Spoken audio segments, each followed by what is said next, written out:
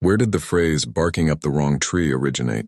Early 19th century American frontier life, and it has its roots in hunting with dogs, particularly in raccoon hunting. Literal origin.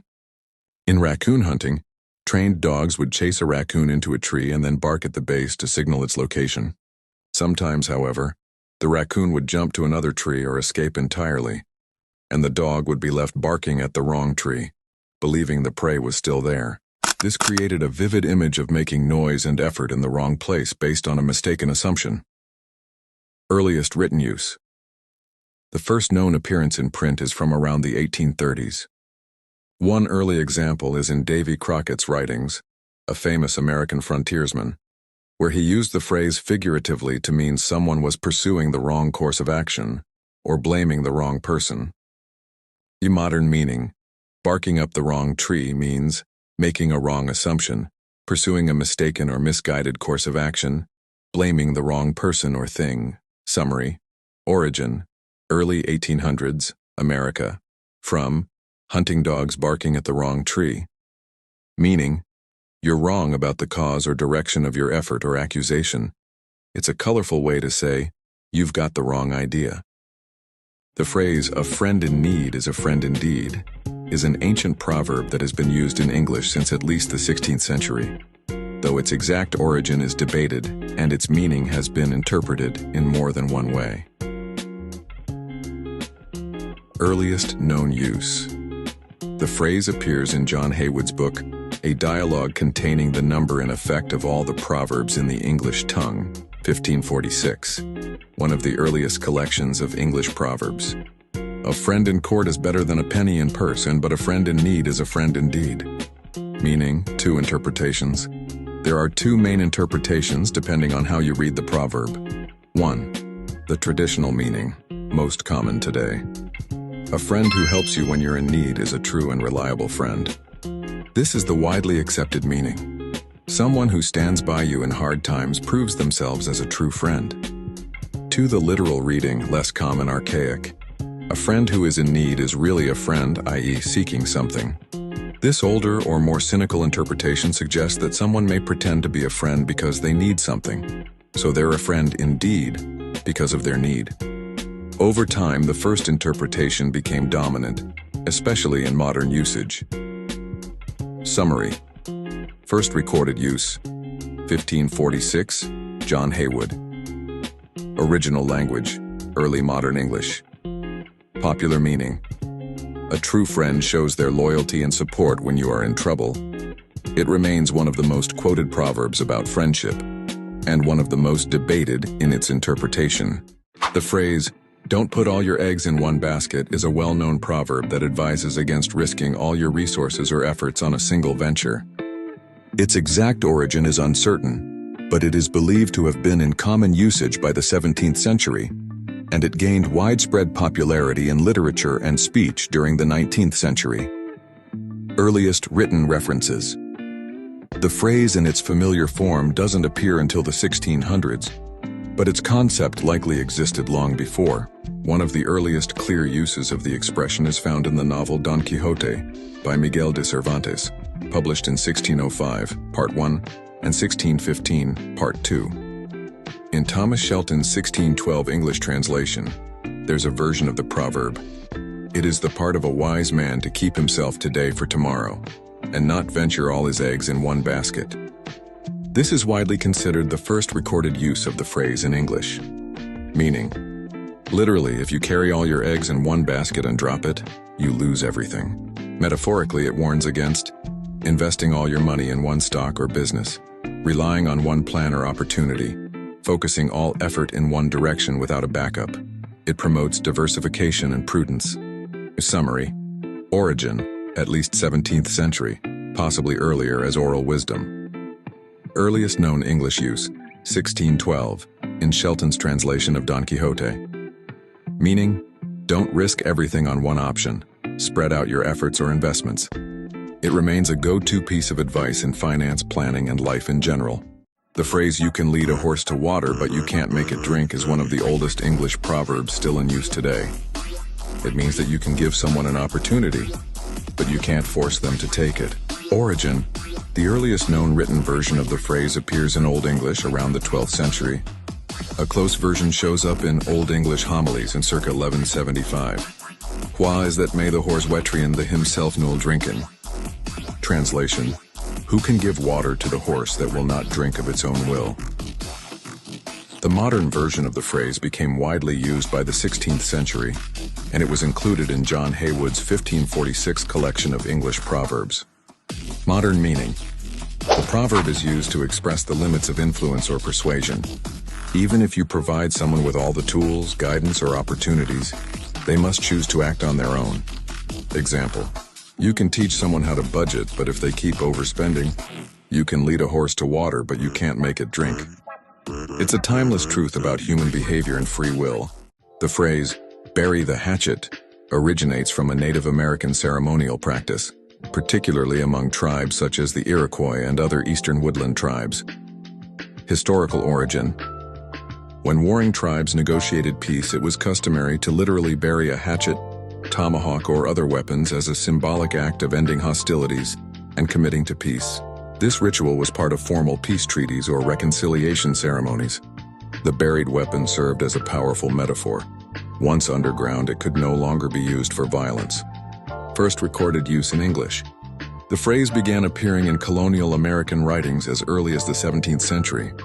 One early recorded usage is from 1693, in a report describing peace talks between colonial authorities and native tribes, where it was said they buried the hatchet. Modern meaning. Today, bury the hatchet means to reconcile, forgive past differences, and make peace, whether in personal relationships, politics, or disputes. In short, it's a vivid metaphor rooted in real, respectful traditions of diplomacy and peacemaking. The phrase, too many cooks spoil the broth, is an Old English proverb that dates back to at least the 16th century, and it warns that too many people involved in managing a task can ruin it, especially if they don't cooperate or have conflicting ideas. Earliest origins. The exact origin is unclear, but the proverb is rooted in folk wisdom and household experience. A very early version appears in Thomas Randolph's 1630 play, The Jealous Lovers. If you will have too many cooks, you'll spoil the broth. This suggests the phrase was already well known at that time, likely having circulated in spoken language before appearing in print. Meaning, the proverb uses cooking, a familiar, everyday task, as a metaphor. If too many people are trying to prepare a single dish, each adding their own ingredients or ideas, the result is often a mess rather than a masterpiece. It's commonly applied to group projects with poor coordination, overmanaged teams where everyone wants control, situations where simplicity is overcomplicated by excess input. Summary. Origin. At least 16th century England, printed by 1630. Meaning, too many people involved can ruin a task or project. Metaphor, like cooks ruining a simple broth with too many hands and ideas.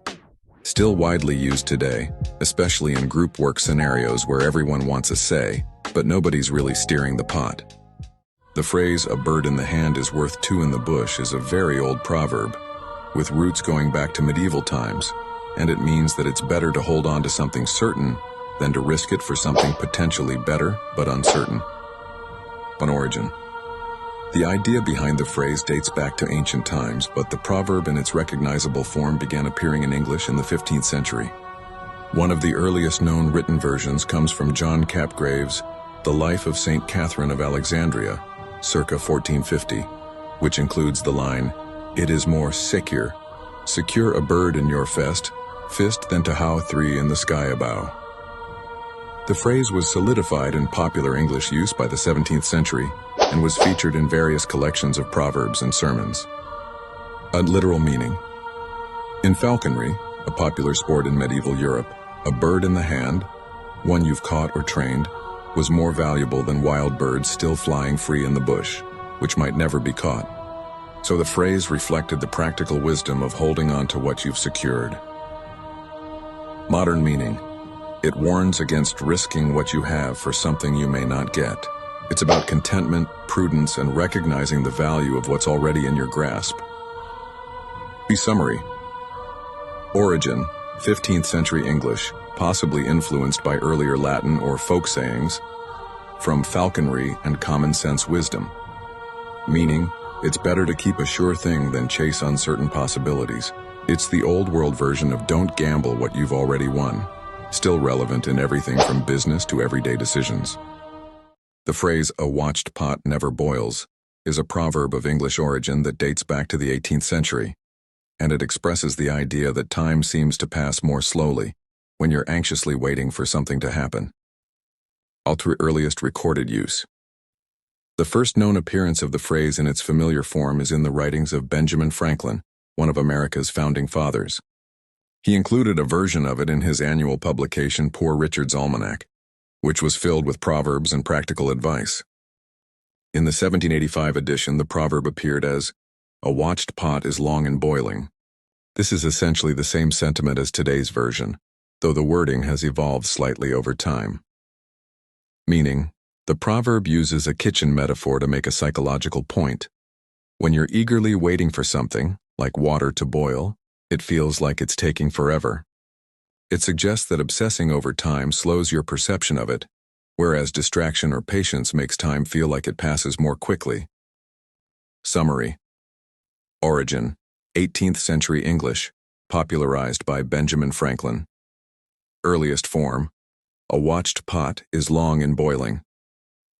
Modern meaning: time drags when you're impatient or overly focused on an expected outcome. It's a timeless reminder to be patient, and maybe walk away from the stove once in a while. The phrase, "a rolling stone gathers no moss," is a very old proverb that dates back to ancient Latin literature and has been passed through centuries with slightly different meanings. By its origin, the earliest known version is from around the 1st century BCE, attributed to Publilius Cyrus, a Roman writer of maxims and aphorisms. His version was, "People who are always moving with no roots in one place avoid responsibilities and commitments." In Latin, "Saxum volutum non obducitur musco."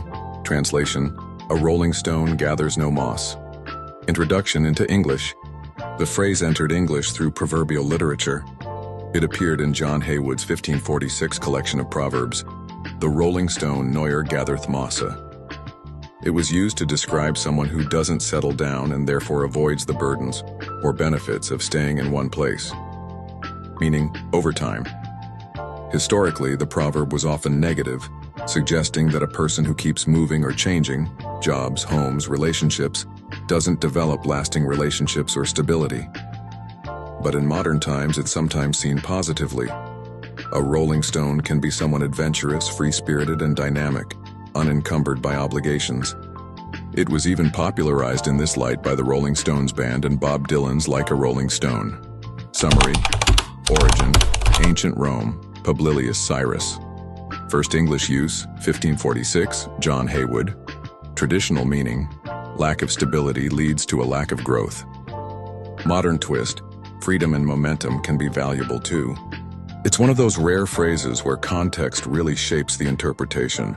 The phrase, "Don't count your chickens before they hatch," comes from Aesop's fables, specifically a story titled The Milkmaid and Her Pail. Origin and meaning. In the fable, a milkmaid carries a pail of milk on her head and daydreams about selling the milk, buying eggs, raising chickens, and eventually making a fortune. Caught up in her thoughts, she tosses her head proudly, spilling the milk and ruining all her plans. The moral of the story is, don't assume future success based on things that haven't happened yet. This tale dates back to ancient Greece, around the 6th century BCE, and has been retold in various cultures over time. The exact phrase, "don't count your chickens before they hatch," became common in early modern English by the 16th to 17th centuries, drawing directly from this long-standing moral. Modern usage. Today, the phrase is a warning against making plans or celebrating prematurely, especially when the outcome depends on events that are still uncertain. Example: "If I get this job, I'll buy a new car." Careful, don't count your chickens before they hatch.